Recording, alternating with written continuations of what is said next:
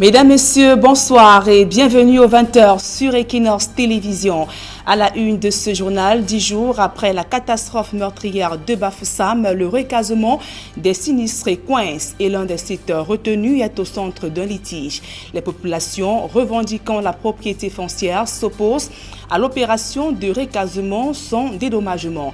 Et pour ne rien arranger, les familles endeuillées, notamment, s'interrogent sur l'indisponibilité de l'appui présidentiel au lendemain de ce drame.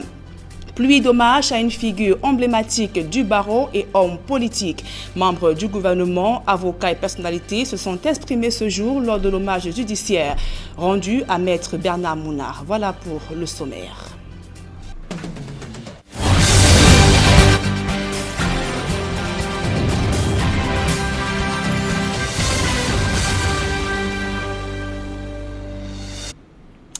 Mesdames, Messieurs, une fois encore, bonsoir et merci d'honorer ce rendez-vous de l'information sur Equinox Télévision. Je vous le disais en titre, plusieurs jours après la catastrophe meurtrière de Ngouaché à Bafoussam, dans la région de l'Ouest Cameroun, les populations du Bamongom sont à couteau tiré avec les pouvoirs publics. L'un des sites retenus est au centre d'une polémique. Les populations revendiquent la propriété foncière et s'opposent à l'opération de recasement. Elles dénoncent une injustice. D'autres précisions dans ce reportage de l'Éclair Sakem.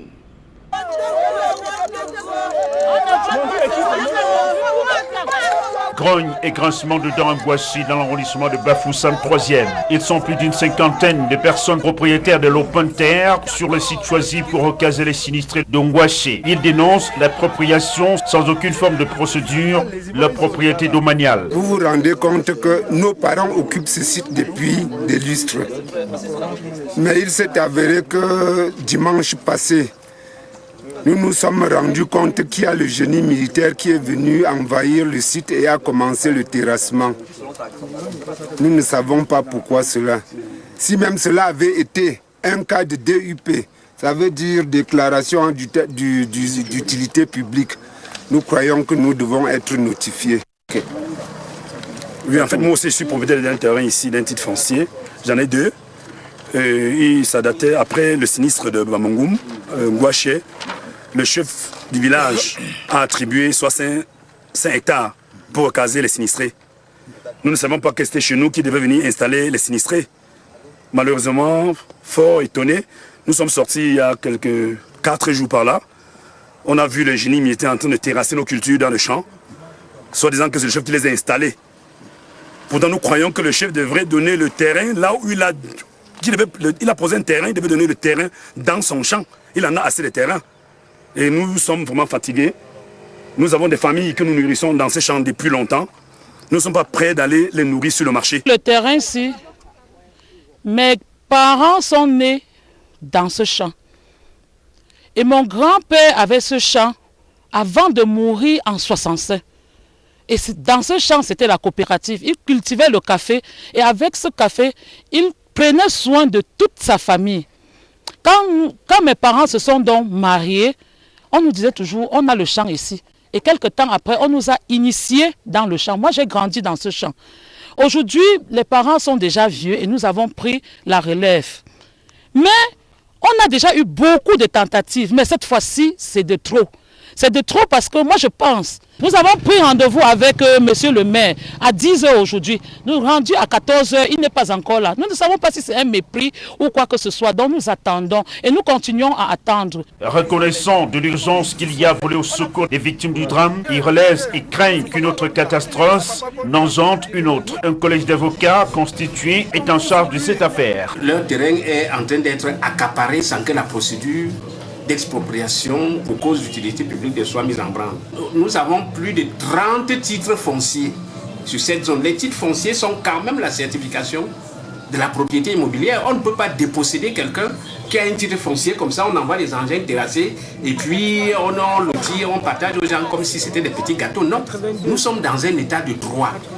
Et même si nous compatissons avec la douleur des gens qui ont été sinistrés en Ngouaché, nous pensons que leur recasement doit respecter la procédure foncière qui est en vigueur dans notre pays. Sur le site, les travaux de recasement entamés il y a quelques jours par le génie militaire sont aux arrêts. Le site est envahi par les plaignants. Selon les informations de la commission administrative pilotée par le gouverneur de la région de l'Ouest, c'est une superficie de 5 hectares qui a été offerte par le chef Bamengoum pour la cause. Environ 150 familles à recaser. L'affaire pourra prendre une autre tournure les jours à venir si rien n'est fait.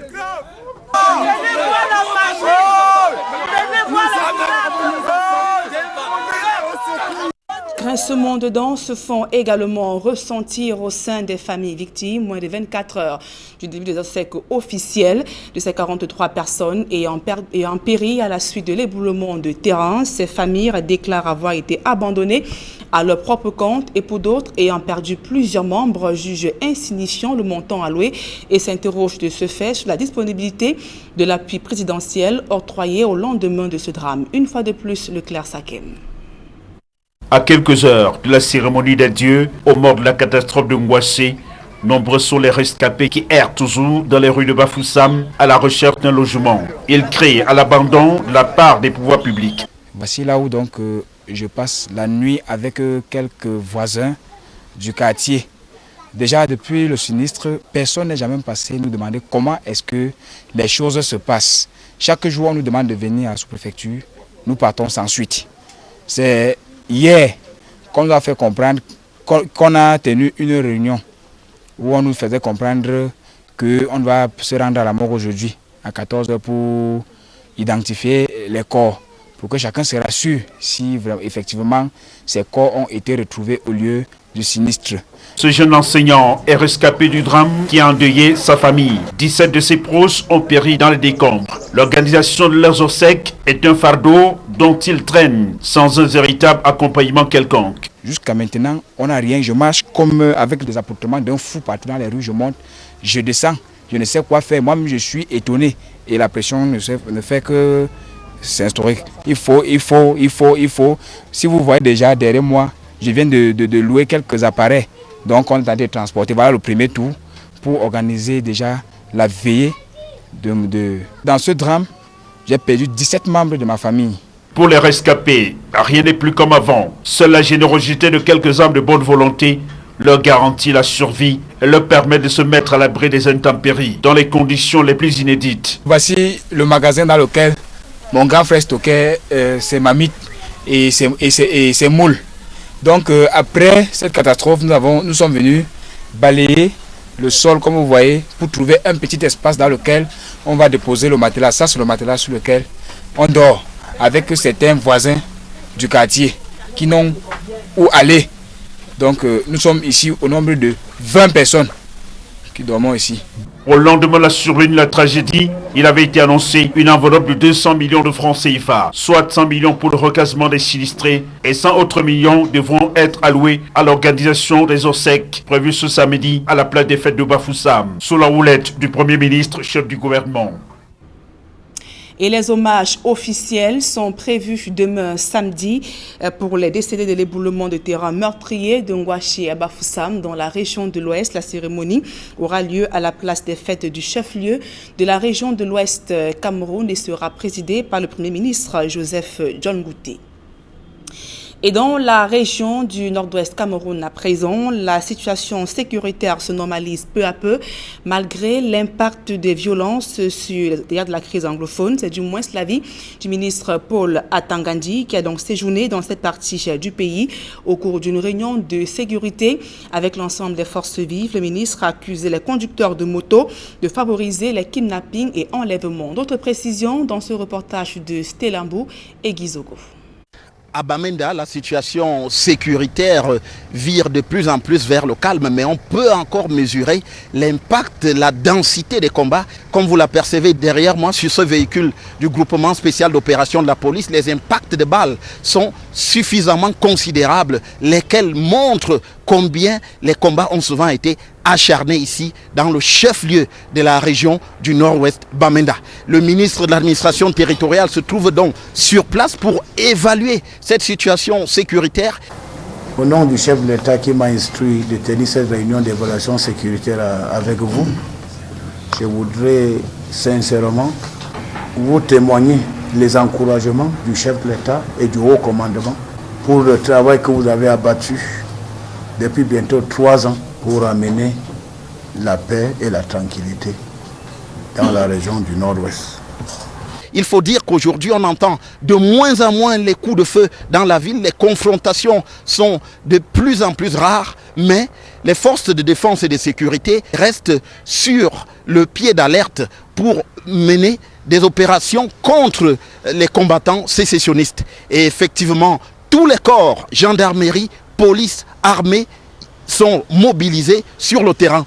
Et on peut voir effectivement que la vie reprend aussi son cours à peu près normal dans la ville, alors que les contrôles restent très opérationnels qui permettent aux forces de défense et de sécurité de faire face à la puissance de feu des sécessionnistes qui ne s'est véritablement jamais démenti, même si elle est de plus en plus contenue ici à Bamenda. Depuis Bamenda pour Equinox Télévision, Joël Essengue, Stellambou, Gizogo. Autre actualité au cœur de ce journal, on l'apprend à l'instant, le communiqué du Mouvement pour la Renaissance du Cameroun, le MRC, appelle l'opinion nationale et même internationale à constater avec lui la stratégie sordide du régime visant à éliminer du jeu politique par de basses manœuvres de diabolisation, terrorisation des populations, à défaut d'interdire purement et simplement suite à ces basses manœuvres. Il est donc à l'obligation d'annuler son meeting prévu ce samedi 9 novembre 2019 entre 10h et 18h au lieu dit Petit Terrain de Bonamoussadi ici à Douala. L'annulation fait donc suite au harcèlement ainsi qu'à l'ostracisme du pouvoir contre le MRC à la suite d'une interdiction illégale de ce meeting pacifique par monsieur le sous-préfet de Douala 5e. Le MRC avait donc saisi le tribunal de grande instance du Vouri qui a donc rendu ce vendredi 8 novembre 2019 une décision politique et unique. Le MRC donc prépare dès à présent la reprogrammation de ce meeting avorté et appelle les Camerounais à rester mobilisés. C'est signé du MRC. La dernière plaidoirie de maître Bernard Mouna, l'avocat et homme politique décédé le 6 octobre dernier, sera inhumé donc ce samedi. La levée du corps a eu lieu ce vendredi à la morgue de l'hôpital gynéco-obstétrique et pédiatrique de Yaoundé, suivi donc de l'hommage judiciaire à la Cour suprême de Yaoundé, notamment précisant que les confrères décrivent l'ancien bâtonnier comme un professionnel exemplaire. Et acteur dans politique de premier plan, Bernard Mouna donc c'est également illustré comme avocat de renom ainsi que dirigeant le barreau du Cameroun. Il a également officié comme procureur du tribunal pénal international pour le Rwanda. Le reportage de Gizogo depuis Yaoundé. Suivant donc ce parcours de Bernard Mouna, je vous le disais, acteur politique de premier plan, Bernard Mouna, donc c'est également illustré comme avocat de renom au barreau du Cameroun. Il a également officié en tant que procureur du tribunal pénal international pour le Rwanda. Son parcours dressé ici dans ce reportage de Gizogo. Donc nous y reviendrons certainement avant la fin de ce journal. À présent, les images de ce grave accident de la circulation qui a coûté la vie à 3 personnes ce jour au niveau de Kolmetek sur la route de Balmayo dans la région du centre. La voiture ayant à son bord l'ancien ministre de la Défense, Rémi Zemeka, a donc percuté des conducteurs de moto ainsi que des personnes. Le bilan est de 3 morts. Et dans la région de l'Ouest Cameroun, un gang de malfrats vient d'être interpellé à Bamena. 3 femmes et un homme au cœur d'un vaste réseau de vols depuis des mois. Malheur en a pris, ils sont tombés dans les filets de la gendarmerie lorsqu'ils venaient d'estorquer une somme de 3 millions de francs CFA aux commerçants. Le reportage de Jérôme Narcisse Obzi. Chiwaba Barimbe, âgé de 36 ans, Shindi Ferdinand, 33 ans, Ngwesi Welanji, 37 ans, et Menikam Rosine, 39 ans, sont des présumés malfrats qui viennent d'être rattrapés dans leur course par les fins limites de la gendarmerie d'Undé à l'Ouest Cameroun. 3 femmes et un homme au cœur d'un gros réseau de vol dans la région de l'Ouest. À bord de ce véhicule en colonne immatriculée, les 4 individus ont estorqué plus de 3 millions à cette dame, propriétaire d'un débit de boisson, dit-elle, après l'avoir inoptisée. La société UCB m'a invité en réunion à Bafoussam. Mon père même, c'est mon père qui m'a pris à Balengou, m'a laissé à la station MRS Je suis descendue, traversé la route pour attendre la voiture de Bafoussam. Une grasse femme brune arrête ma main, que madame, tu pars à Bafoussam? J'ai dit oui. Elle me dit, nous sommes à deux, on va prendre notre voiture. À peine au niveau de Banjance, ils ont commencé à me poser les questions. Madame, c'est comment? J'ai dit, ça va. Tu pars où? J'ai dit, je vais en réunion à Bafoussam. Il dit que quand tu as beaucoup d'argent, quand tu as l'argent comme ça, il faut qu'on protège ton argent. C'est là où ils ont pris l'argent. Je ne sais pas comment ils m'ont tourné à aller me jeter en bouche. Ce gang a finalement été interpellé au niveau du poste de péage de Bamena, toujours dans le département d'Undé, après avoir de la même manière stocké la somme de 150 000 francs CFA à la nommée Menyeke Tchandi Charlie, habitant de la ville de Banganté. Une opération salutaire à mettre à l'actif du poste de gendarmerie du village de Bamena.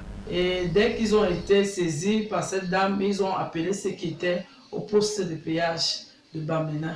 C'est à ce niveau qu'on a pu interpeller la voiture qui transportait les malfrats. Au cours de la fouille, dans les effets de ce gang, l'on y retrouvera des courriers, des parfums, des téléphones portables, des clés de voiture et bien d'autres objets surprenants. En attendant de connaître l'aboutissement des enquêtes, ces malfrats méditent en ce moment leur sort dans l'une des cellules du poste de gendarmerie de Bamena, dans le département d'Undé, à l'ouest du Cameroun. Et dans le département d'Umbam et Kim, un marché témoin de cacao tourne au vinaigre. Des producteurs accusent le ministère du Commerce d'avoir organisé une arnaque avec la complicité d'un prestataire supposé acheter le kilogramme à 1200 francs CFA. Le ministère du Commerce donc reconnaît l'incapacité du prestataire à honorer ses engagements. Charles Melingui à Cyril. À Biakwa, Pantui, dans le département d'Umbam et Kim, les producteurs de cacao sont remontés contre le ministère du Commerce. Il est venu, il a donné le prix de 1200. Bon, maintenant, l'argent, il n'y a pas.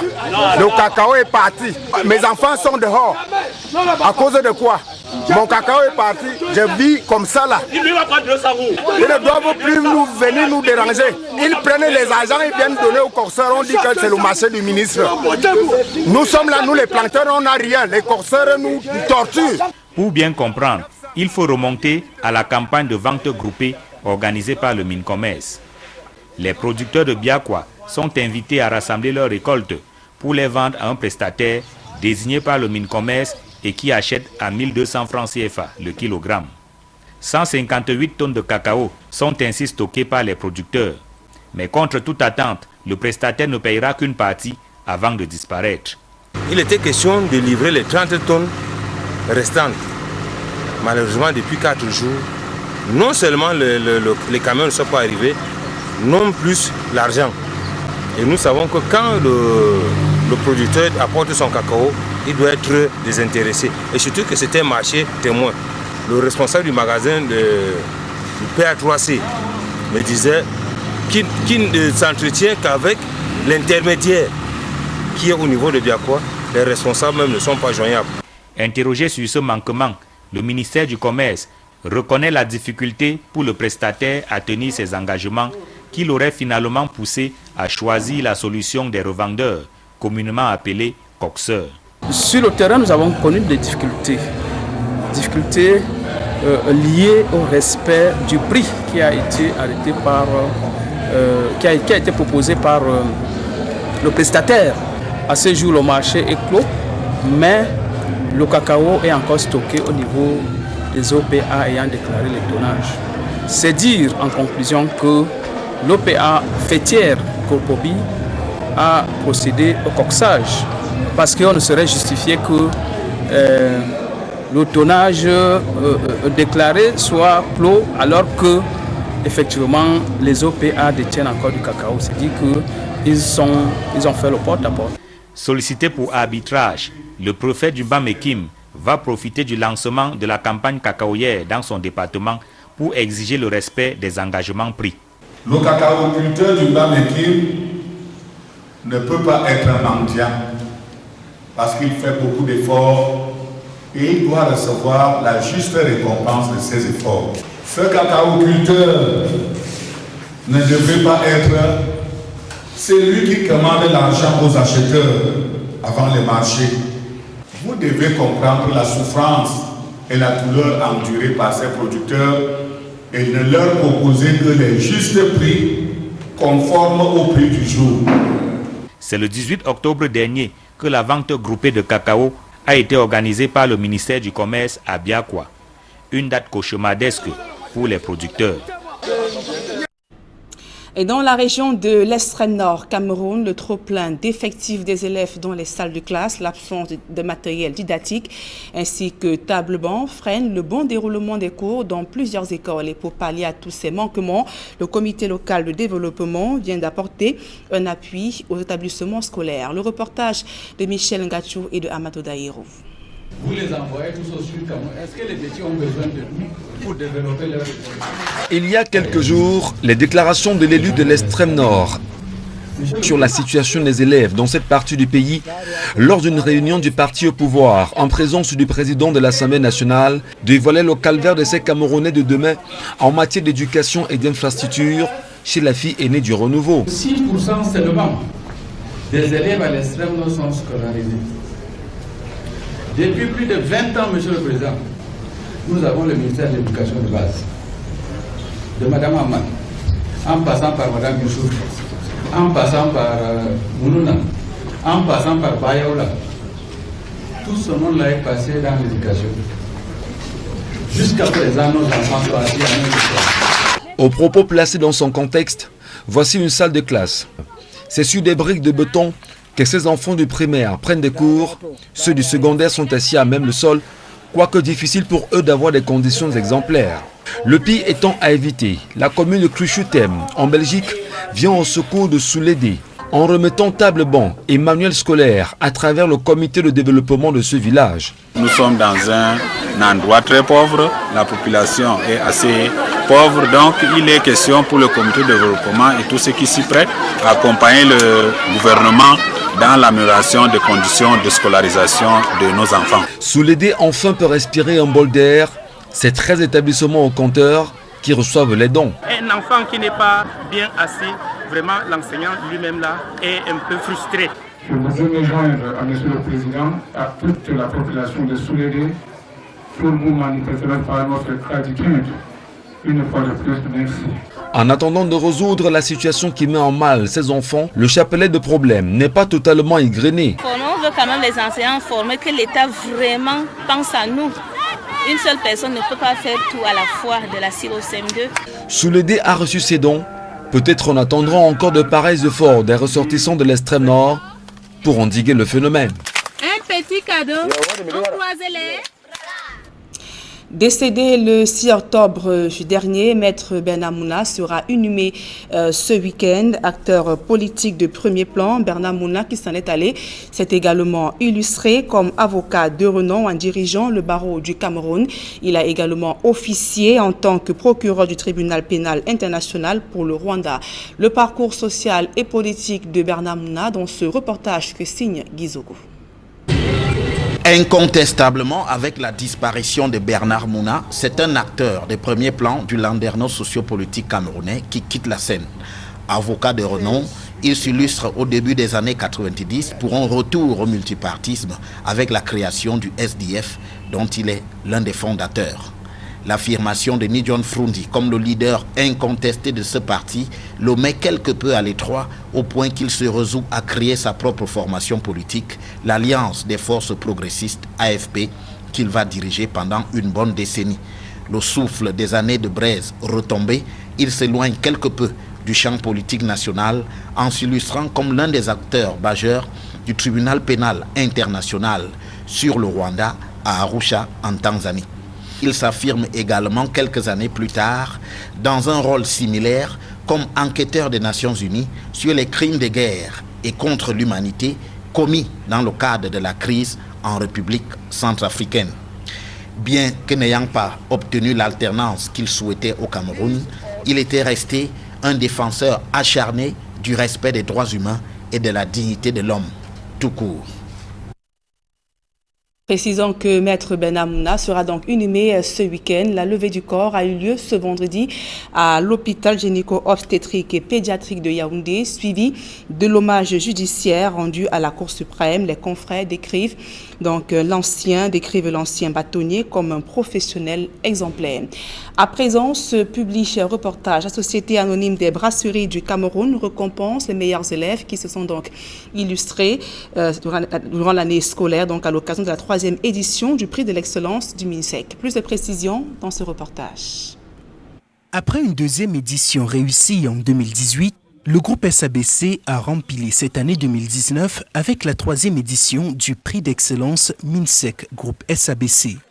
L'occasion pour le groupe leader agro-industriel de primer des élèves qui se sont illustrés par leur performance. Au total, le groupe SABC a primé dans les 10 régions du pays 180 lauréats qui ont obtenu les meilleures notes aux différents examens de l'Office du baccalauréat et du GCE Board. Je tiens à remercier les brasseries du Cameroun pour ma bourse de 200 000. Je ne peux qu'être fière de moi, fière de mon travail et fière de recevoir ce prix. C'est vraiment un honneur de voir que nos efforts sont récompensés, surtout par une grande société comme la SABC. Alors merci infiniment. Je suis vraiment reconnaissant avec le groupe SABC pour avoir participé à cette cérémonie afin de récompenser les lauréats. Je remercie aussi les brasseries du Cameroun parce que je ne m'attendais pas à ça. Je m'attendais juste à un ordinateur portable et c'est tout. Mais là, on dit chèque, je n'ai jamais touché un chèque de ma vie. À travers cette action, le groupe SABC entend contribuer comme par le passé à restaurer la place de l'école et des éducateurs dans l'instauration d'une politique de développement de la société. Pour cette année, la plus grande innovation, n'est-ce pas, a été intégrer la prime pour les filles des filières scientifiques et aussi des primes pour les différents enseignants. Parce que n'est pas meilleur élève si l'on n'a pas de bons enseignants. Nous sommes présents ici effectivement pour marquer, pour matérialiser, n'est-ce pas, notre accompagnement pour cette performance et l'excellence qui est aussi signe partagé par le MINSEC.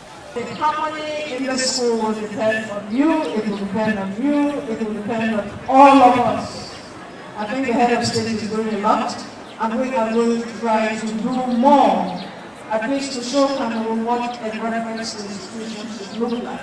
And we are using the father as a case in point. Au moment où le leader agro-industriel vient de célébrer ses 70 années de présence sur le marché camerounais, il a déjà investi près de 2 milliards de francs CFA dans la promotion d'une culture de la performance et de l'excellence scolaire. Ceci à travers des programmes de bourse scolaire et de formation des étudiants qui sont soutenus et encouragés par le gouvernement camerounais. Un engagement qui place, selon les instituts de sondage, le groupe SABC en tête des entreprises citoyennes qui s'investissent profondément dans l'éducation au Cameroun.